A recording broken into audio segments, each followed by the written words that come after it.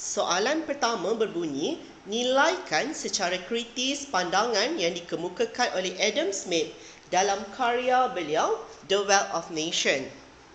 Menjelang abad ke-18, muncul ramai sekali pemikir ekonomi yang terkenal di England.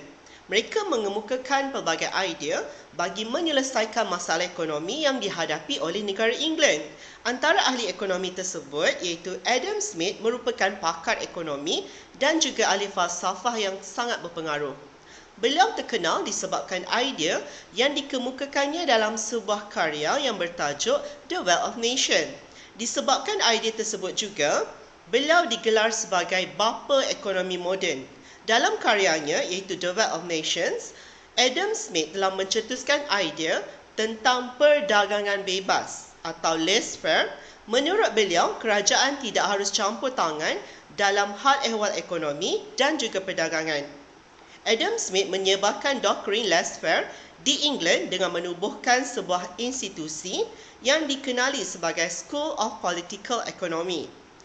Idea perdagangan bebas yang disebarkan oleh Adam Smith tadi mendapat perhatian ahli-ahli ekonomi seperti Ricardo dan juga Thomas Malthus. Adam Smith turut mengkritik dasar ekonomi merkantilisme yang diamalkan oleh negara bangsa di Eropah. Beliau menolak tindakan yang dilakukan oleh negara bangsa untuk mengawal tanah jajahan. Menurut Adam Smith, tanah jajahan akan berkembang jika diberi kebebasan untuk menjalankan aktiviti ekonomi. Tindakan mengawal tanah jajahan secara politik akan menambahkan beban negara induk daripada segi kewangan. Dalam karyanya juga, beliau menganjurkan teori yang dikenali sebagai faedah mutlak. Menurut beliau adalah tidak praktikal bagi sesebuah negara mengeluarkan barangan yang boleh didapati dengan murah di tempat lain.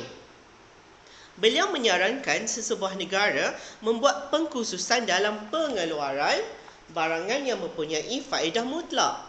Beliau berpendapat faedah mutlak juga boleh disebabkan oleh faktor iklim dan struktur tanah. Adam Smith berpendapat perdagangan bebas akan meluaskan pasaran dan pembahagian kerja.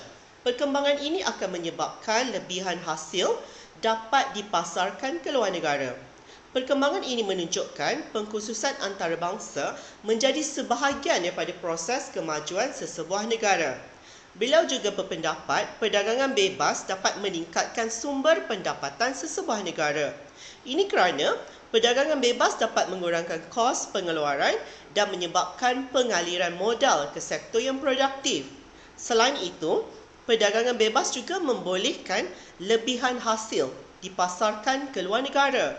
Contohnya, England memasarkan lebihan barangan kapas dari Manchester ke India pada awal abad ke-19. Di samping itu, Adam Smith turut mengemukakan pandangan mengenai nilai dan pengelasan masyarakat dalam karya tersebut. Menurut beliau, nilai merujuk kepada kuasa untuk membeli barangan lain. Nilai sesuatu barangan dapat diketahui daripada jumlah tenaga buruh yang digunakan. Masyarakat dikelaskan kepada 3,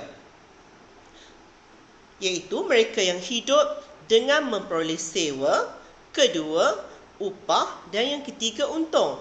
Kesimpulannya, pandangan yang dikemukakan oleh Adam Smith tadi telah menyelesaikan masalah yang dihadapi oleh negara England. Malah, idea yang dikemukakan oleh beliau dalam bidang ekonomi diterima dan diamalkan oleh negara-negara lain di seluruh Eropah. Ternyata, Adam Smith merupakan tokoh yang banyak menyumbang kepada kemunculan ekonomi moden.